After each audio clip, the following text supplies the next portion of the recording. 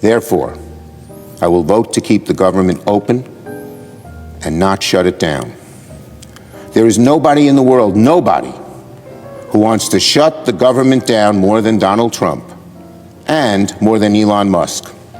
We should not give it to them. That's right. Senate Minority Leader Chuck Schumer says that he will not be blocking the Republican funding bill, making Democrats look as weak as his arthritic joints. Hey Chuck, was this you? We will win! We will win! We will win! We won't rest! We won't rest! But we shouldn't be surprised, because this is the role that Democrats play in our corporate-owned two-party system. Republicans are the party of capital, and Democrats are the mediators between workers and capitalists. As the mediators, they serve the ruling class by holding back working-class people from revolution. So they won't give us single-payer healthcare, but they'll give us small concessions like the Affordable Care Act if it means preventing worker uprising and preserving capitalism. Think about this for a second. The Democrats have been repeatedly telling us that they have no power to stop the Trump administration and Project 2025, but here they're giving up the only leverage that they have in preventing a government shutdown. He's practically arguing that the only course of action they have is to roll over and play dead.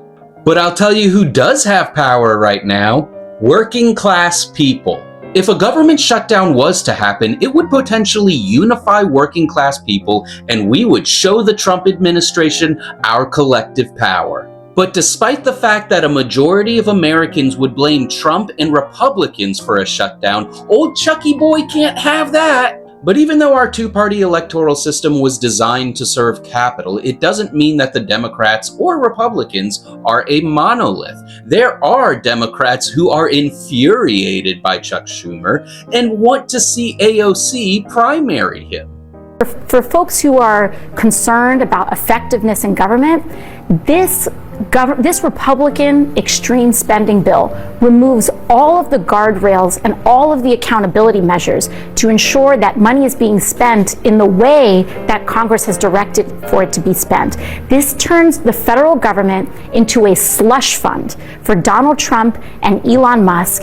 It sacrifices congressional authority, and it is deeply partisan. And so to me, it is almost unthinkable why Senate Democrats would vote to hand the few pieces of leverage that we have away for free when we've been sent here to protect Social Security, protect Medicaid, and protect Medicare. Well said, AOC. It's good to see that some Democrats still have a spine and aren't just bedridden geriatrics drinking their meals out of a sippy cup. But she better watch out, because as the mediators between workers and capital, the establishment Democrats are going to try to hold her back, and the big money's going to come after her. This reminds me of what R. Palm Dutt wrote about the fascist uprising in Austria. By preventing a worker uprising, the reformist Democrats allowed the fascists to gain strength and found that the so-called peaceful path thus proved to involve in the end not the avoidance of bloodshed, but the maximum of bloodshed. We cannot rely on the Democrats to save us. We have to save ourselves. Join an activist organization, donate, and get involved in your community. You are not as powerless as they want you to feel. Solidarity.